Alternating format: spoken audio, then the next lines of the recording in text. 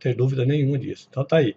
Então essa é a observação que eu fiz aqui, irmão. Então todo povo que faz parte hoje do Islã, esse povo que se reuniu tudo e formou o Islã, todos eles individualmente fizeram parte, um de cada império.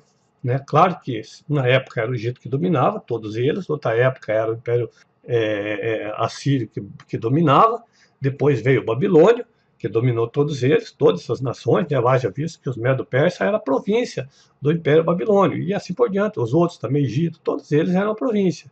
Então todos eles tiveram o seu tempo de dominar seus reinos, né? De dominar o Império, aquela região toda. Né? Aí chegou o Império Romano, né? Veio o grego, também dominou um pouco, parte, o outro dominou, o Império Romano já dominou um pouco maior também, assim como foi o Babilônio, mais ou menos, dominou mais.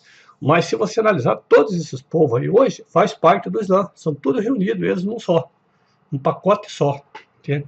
Então você vai entender isso, irmão, não tem como não saber disso, porque isso está escrito na história, na própria história, não é livro, não, é o que está registrado que aconteceu no mundo e está acontecendo ainda. Então vamos para frente lá. Então será esse um reino dividido, contudo haverá nele alguma coisa da firmeza do ferro, assim como era o ferro lá no Império Romano, mas aqui já não é Império Romano. Por quê? Porque tem parte dos romanos no meio desse povo. É possível que vai ter, né, os gregos ali. Pois que viste o ferro misturado com o barro de lodo, como os artelhos dos pés eram em parte de ferro e em parte de barro, assim, por uma parte, o reino, que é um outro reino, né, será forte, e por outra parte será frágil. Não tem nada a ver com outras, de repente, eu tenho visto algumas fantasias, interpretação aqui nessa área, ó, politicamente, economicamente, nesse sentido que fala, entende? Questão de domínio, de governos, né, de reis. Uns dominam com mais firmeza e outros com fragilidade, que é fácil de se dominar e destruir até. Entende? São um país mais fraco. É isso que significa isso aqui, não é outra coisa. Ó, então você viu aqui, né? Vamos recapitular assim, por uma parte, o reino, que é esse reino, não tem nada a ver com o reino romano, que é só forte, não tinha nada a ver frágil lá. Aqui é outro reino. E ainda fala, por este reino, que nós acabamos de ler ali atrás, né? E por outra parte será frágil. Quanto ao que visto do ferro misturado com barro de lodo, misturar-se-á mediante casamento. Agora, aqui eu quero observar aqui o que é o casamento, a palavra casamento, irmão. Vamos observar aqui. Semente, descendência. Então, o que se entende aqui só nisso? Não tem nada a ver com esse. Aqui está casamento, mas esse casamento aqui é porque misturou as suas sementes, a sua descendência, né, que vieram tudo de um homem só, se misturaram agora num domínio só, num reino só. Porque todos eles foram reinos separados, agora eles se uniram, tudo num só. Ou seja, os descendentes do Império Egito se misturou com o Império Sírio. Os descendentes do Império Sírio e Egito se misturou, né, politicamente e religiosamente com o Império Medo-Persa. Entende? Além de que o povo de um com o povo de outro também se misturaram, entendeu? E os deuses passaram a ser agora um só.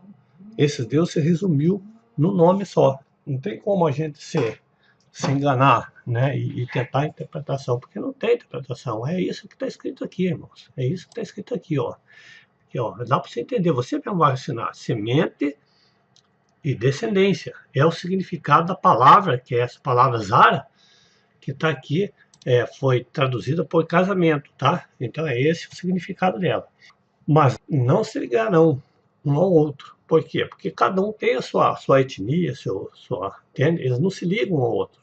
Mas na parte religiosa e política se ligam, entendeu? Por quê? Porque eles vêm, como eu disse, ali, os mesmos deuses, só que muda de nome, entende?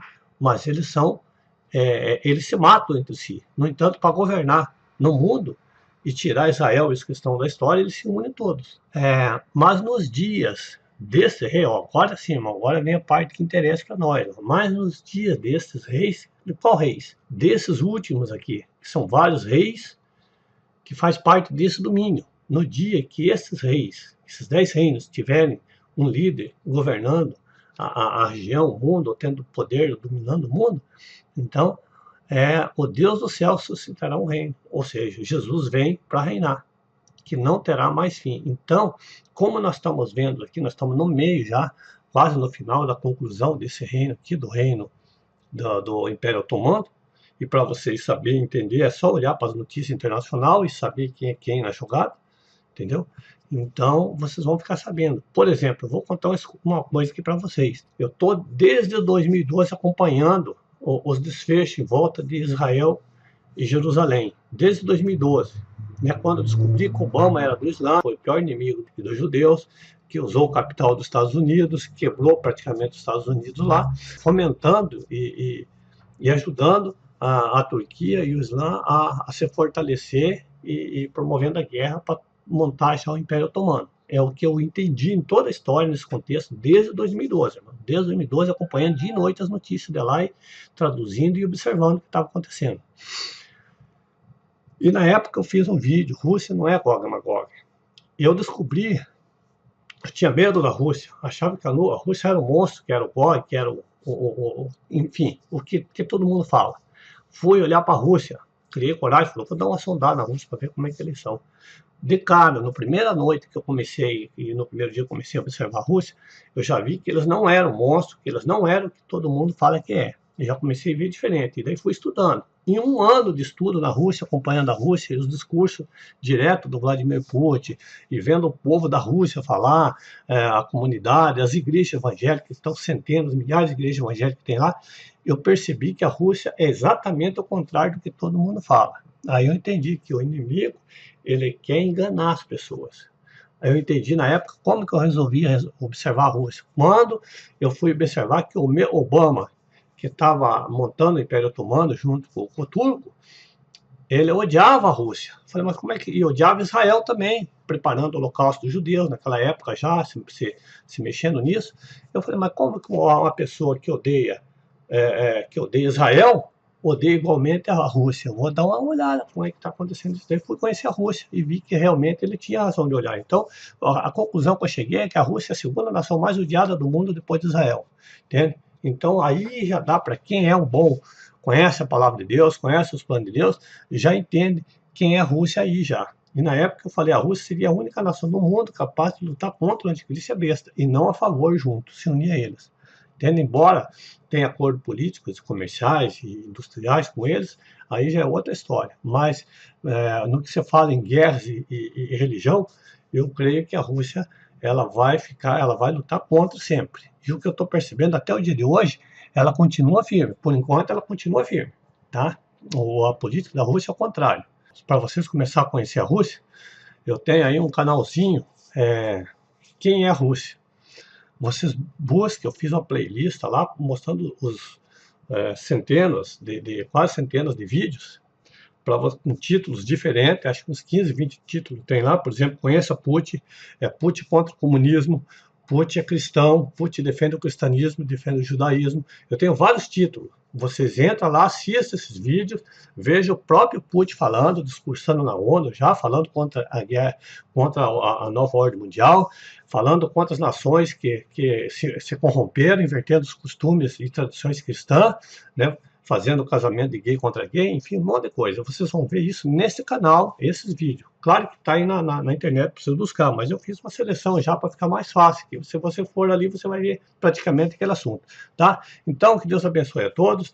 Eu espero que se vocês compartilhem esse vídeo meu, é um vídeo simples, mas eu quero, irmão, em nome do Senhor Jesus, para informar as pessoas do que está acontecendo, para que eles ficarem percebidos. Porque olha aqui, ó, é nessa época que nós estamos aqui que Jesus virá, entendeu? Que Jesus virá, está aqui, ó.